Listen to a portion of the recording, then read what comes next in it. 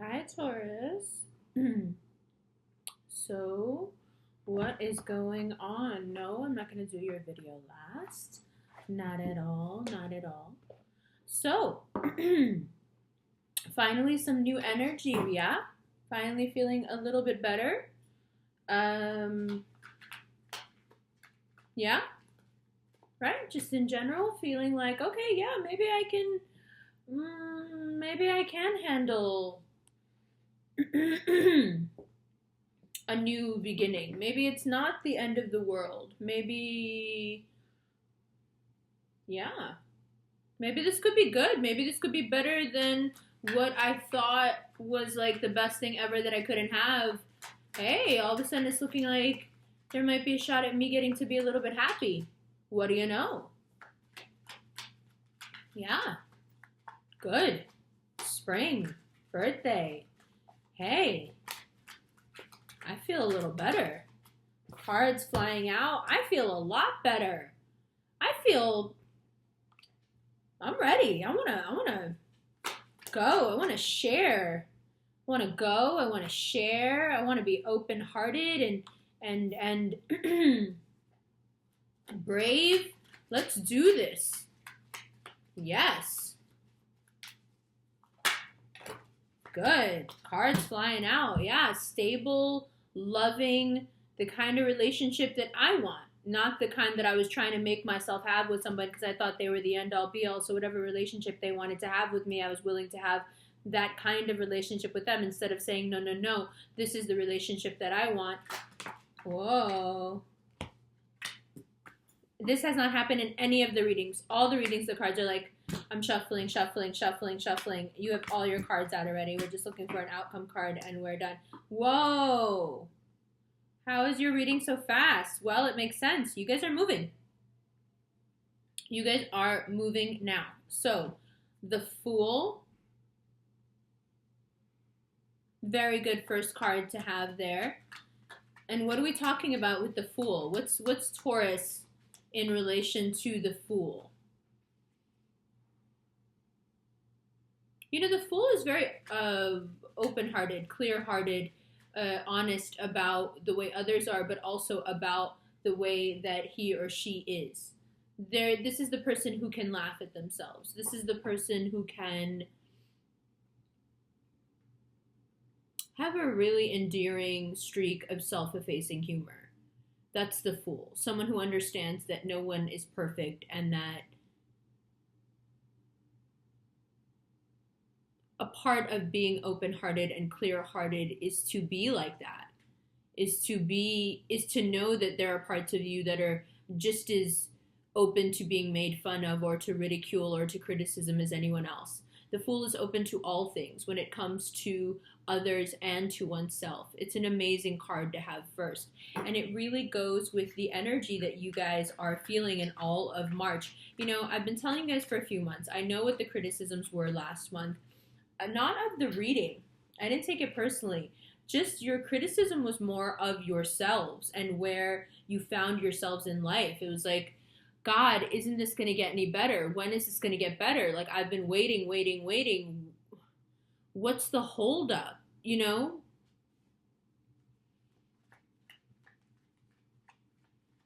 And I didn't really know how to respond to that. I mean, I still don't know how to respond to that because to me, as a Gemini, the answer to that is, it's really easy actually. The answer to that is the holdup was you. You're the holdup. You were the one blocking whatever was trying to come to you. You're the one who was um when so many of you last month in the comments were like, "Oh, I'm just so sick of being a Taurus. I'm so sick of this happening. I'm so sick of, my life being this way." Like, you're right in the reading about what you're saying, but I'm just so tired of this being my life. And I didn't really respond to any of those comments because the way I would have responded, I don't think you guys would have liked it. Because my response is, what I would have said then is what I'm saying now, which is,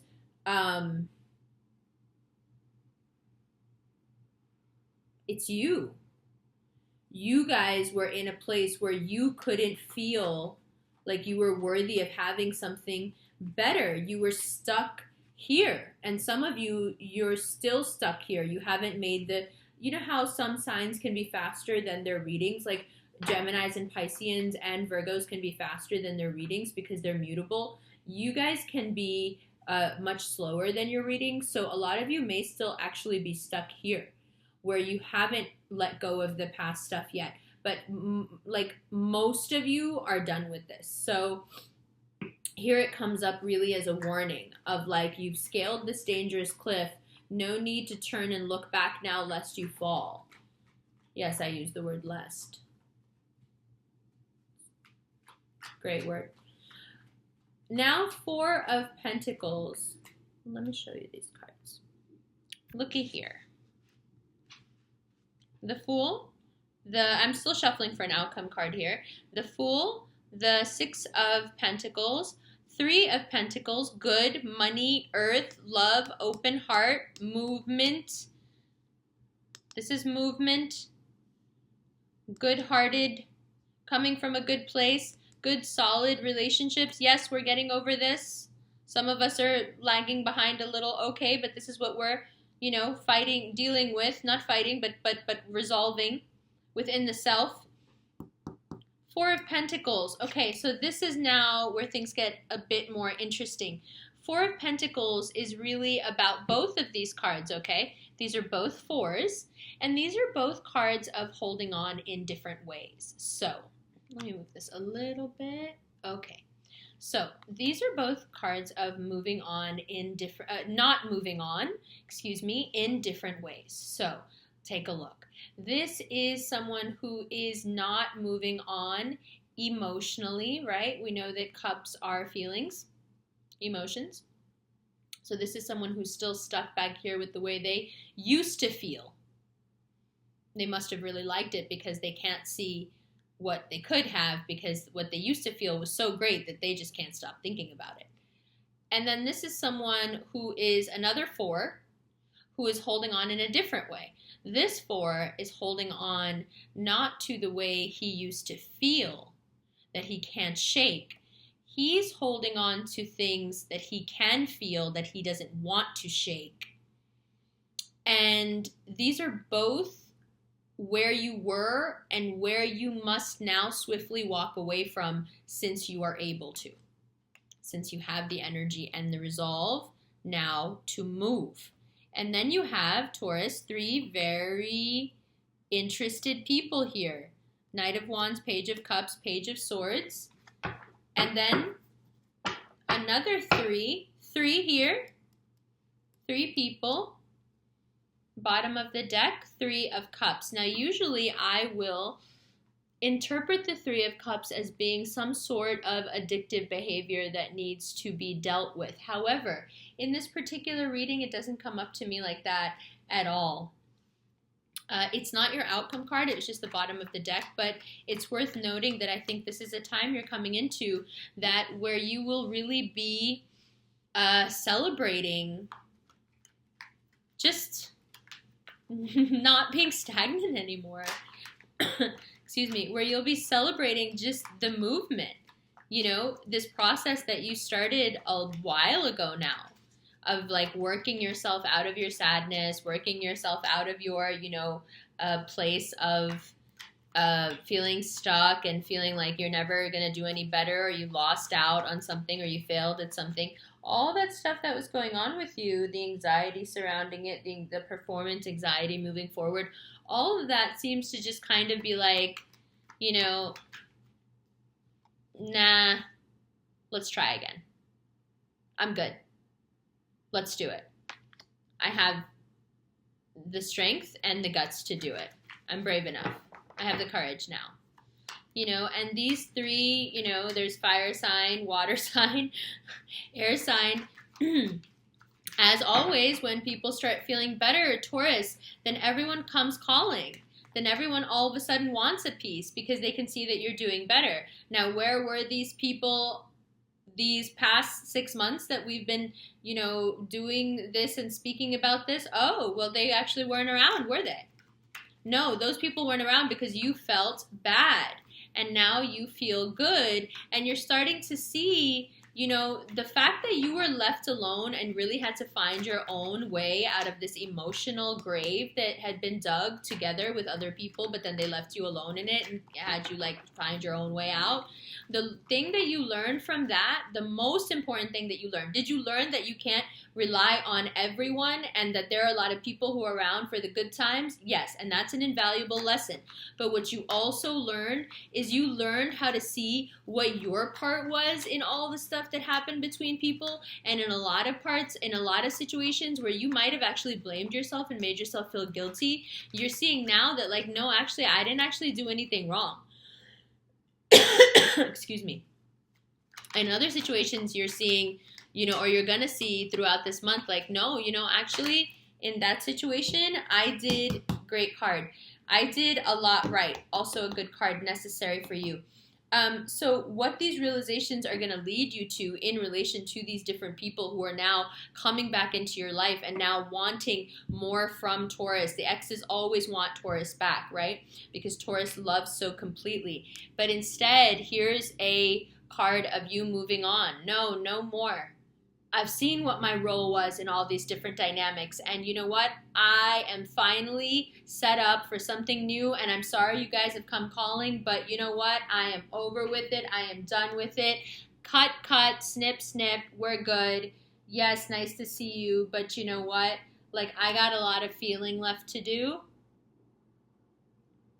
I have a lot of feeling left to do and a lot of emotions still to have, and I'm psyched about it and I'm feeling good about it. And yes, of course, now you guys are paying attention to me, because why wouldn't you now be paying attention to me? Because I actually feel better.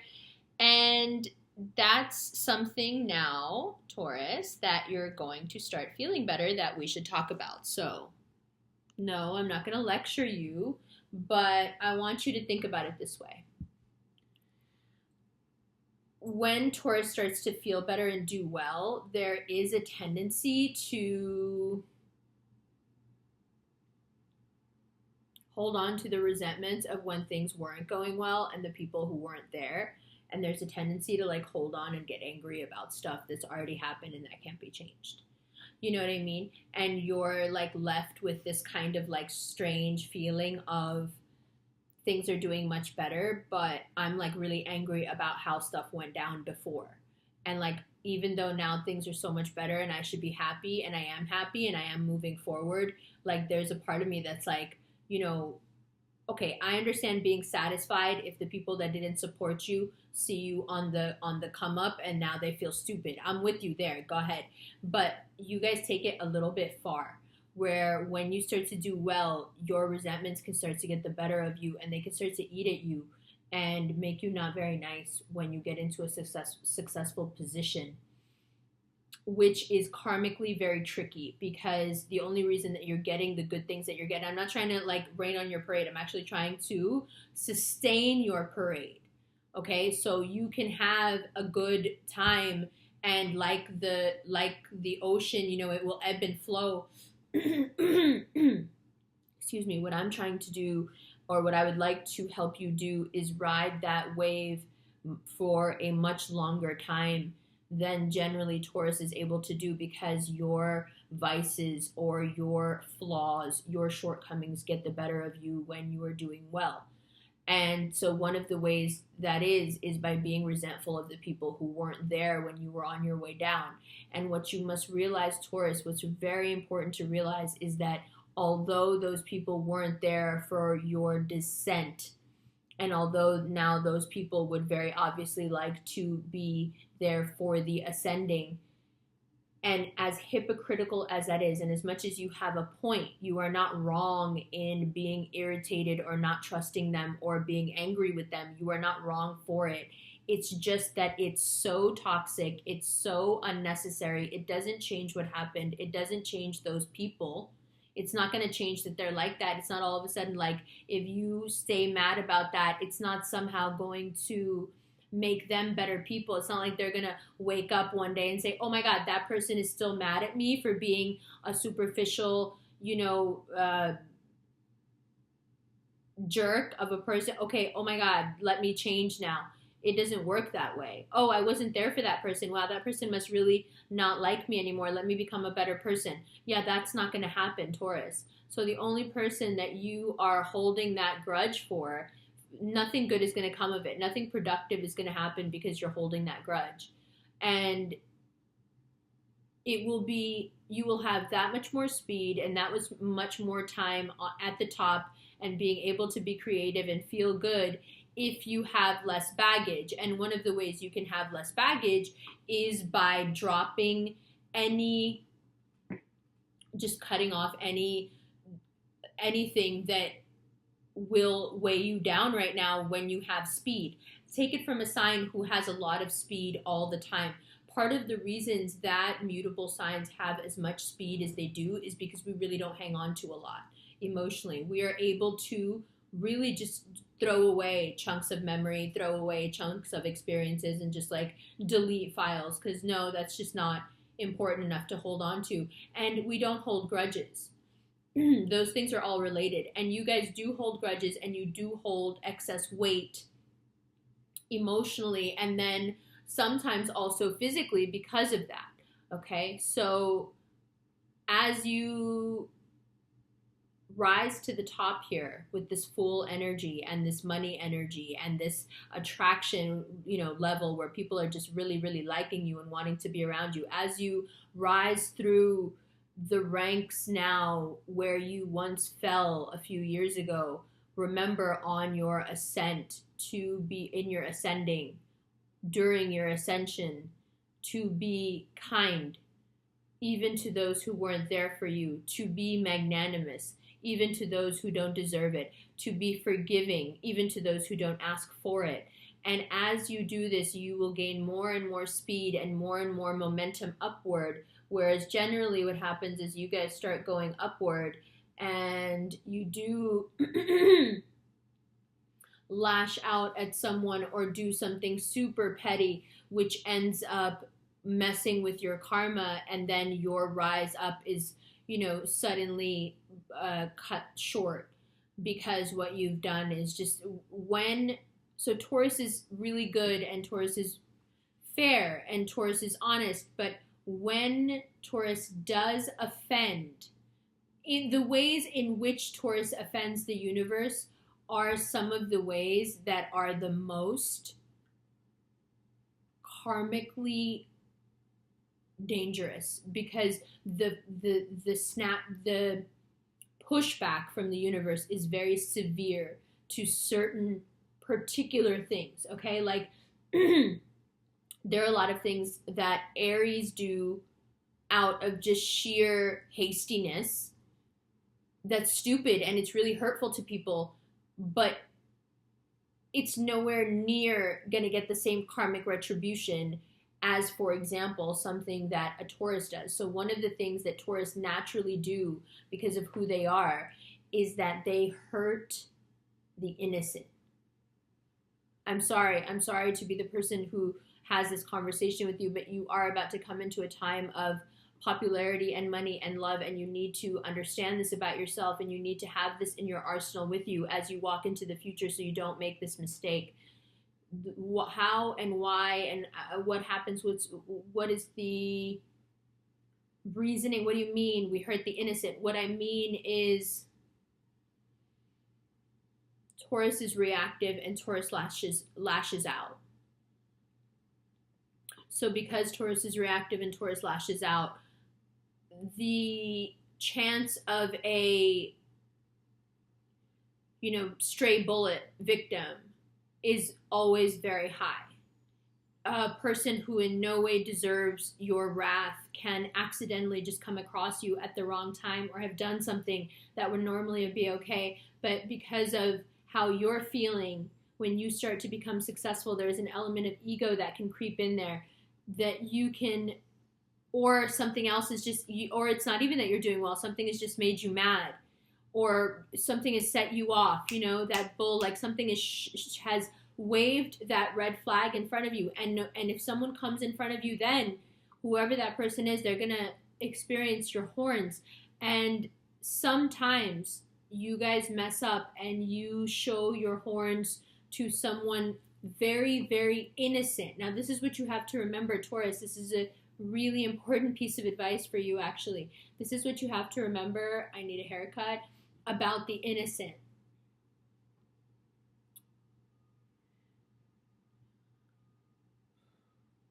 The innocent have a big brother. The innocent have a big brother that can ruin your life with the snap of his fingers because he controls everything. Right? The universe has the innocence back. When you hurt an innocent person, whether you did it willfully, willingly, not, unknowingly, you want to know what that looks like when you hurt an innocent person? As weird as this example will sound, the example is still Venusian, and it's based on a Shakespearean play, actually. Go watch that scene in Clueless, where Alicia Silverstone, who is by every account just a very innocent, clear-hearted person. Of course, it's because of her privilege, but, and there's all kinds of different ways you can read that movie. But in that particular scene where she has not passed her driving test and she is at her home and her friend comes over, and that's the day that her friend that she had made over, right? A lot of Venusian themes here. The day that her friend that she had done the big makeover for out of the kindness of her heart, right? She wanted that girl to not feel excluded and ostracized by the kids in the high school. That girl comes over, tells her that she's in love with her, stepbrother, Alicia Silverstone's stepbrother. But also, when Alicia Silverstone doesn't respond the way she wants her to, which is, I guess, like to jump up and down and say, yay, you're into my stepbrother, how cool. When the girl doesn't get the response she wants, she reacts very quickly. Okay, if you watch that scene, you'll see what you guys do wrong with people. She reacts very quickly, like a Taurus, just immediate slap back, right? Immediate turn around and she says to her, well, what do you know?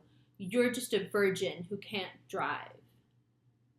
Now, in the context of that movie, and if you know that character, and Alicia Silverstone is masterful in how she plays it.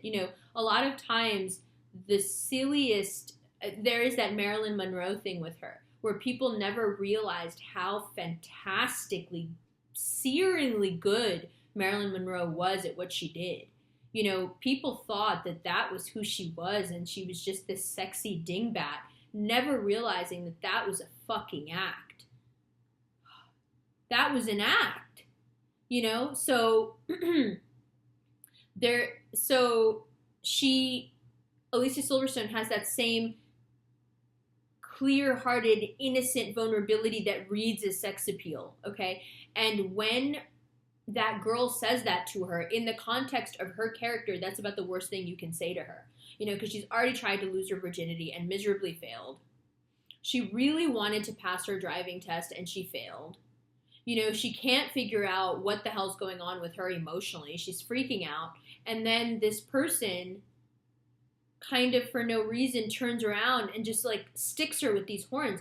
And her reaction to, well, what do you know? You're just a virgin who can't drive. Her reaction is like, she feels it.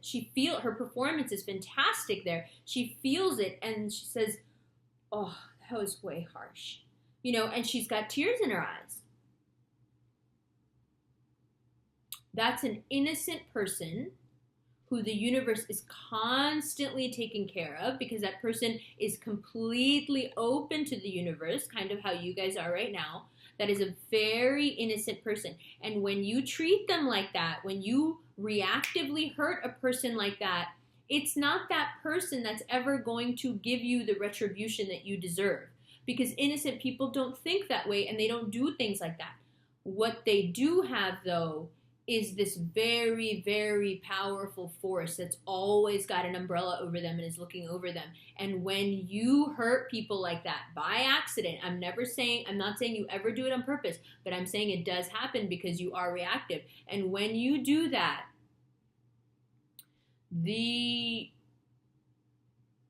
what you get back is really hard. When you get pushed back, it's painful. You get pushed back, you get slapped back hard. And so in the spirit of you realizing that and knowing that the innocent perhaps need you more than anyone does, because you're the one that can protect them, you know, just as easily as you can turn around and stick an innocent in their stomach with your horns, you could just as easily put them on your back and protect them and carry them around. And when you are able to realize that about yourself, and you're able to realize that you do have these weapons all the time that you don't know how to put down. You know, a Sagittarian can, through concerted effort and meditation, put down the bow and arrow. You can't put your horns down. They're a part of you. If someone were to shave them off, I mean, just how did that feel when I said it? You know, your weapons are with you all the time, and you must realize that your weapons are very, very hurtful. And so on your drive up, be cognizant of those points, okay? And be cognizant of where you're sticking those horns in people, okay? Take that however you want it. Because now this is the energy that sets up the rest of the year for you. So you want to make sure that right now you are just the gracious host at the party. This world is your party, and you are the gracious host, and everyone in it is someone you are going to be kind and compassionate and understanding towards, because things are going well for you. So why not? You know, yes, things are going well. Great. Nice to see you. You know, do that with everyone. Just be the cocktail version of you, the cocktail party version of you with everyone right now. Yes, great. Nice to see you. Oh, thank you. You know, even people who were smiling in your face when you were miserable and wouldn't text you back or whatever, and now they want to be all up in your shit. Hi, how are you? Thank you. Oh, yes. You know, take a page from the diplomatic, you know, Libra Gemini playbook here, and just smile in their faces and get on with it, and don't hold it up here, and don't hold it in here, and don't hold it in your aura, and just you know, less you hold, the higher up you go. And that's what I want for you. And on that ascension upward, kindness to the creatures who need it most from you, okay? I love you guys. I'm so glad you're feeling better. I'm so glad things are going to work out better for you. I'm so glad for the new energy. It's all good. I told you it would get better. I love you. I'll see you in April. Oh, wait. I have a new channel, and I'll link it below. It's all the stuff that I don't want to talk about here, and it's a lot of like lectures about different stuff. Like the next one I'm going to be doing is about the holographic universe. The one that's up already is about breakups and makeup and like skin regimens and stuff. I'm going to be doing another one that'll be like that's going to be about the holographic universe and about my hair and hair care. We're going to do makeup tutorials. We're going to do a Leo round table of a bunch of Leos that I've known for 20 years, and we sit around, a bunch of Leo women that I've known for 20 years. We're going to sit around and talk. I'm doing a Virgo interview with a 13-year-old Virgo on that channel, so you can see that Virgos are like that when they're children. So there's going to be a lot of stuff on that channel. The background art for that channel is the same as this one. So when you go there, the way that you know it's different, it's called Amber Ramblings, and there's a different photo. I will change the background at some point. I'm looking for something cool. And also I will be in the Bay Area from the 1st to the 7th of April, and then I'll be in LA from the 7th to the 20th. So there's a couple of people who are organizing things, meetups and stuff, because you guys want to get together and have readings or do meetups or interviews or whatever. If you're doing any of that and would like to see me while I'm on the West Coast and you'll be in LA or you'll be in San Francisco, please email me. I'll leave my email address below. I'll also leave my Instagram and my Snap, because a lot of times that is a much, much easier way to reach me. And really, that's it. All right, Taurus, I'll see you in April, and then it'll be your birthday.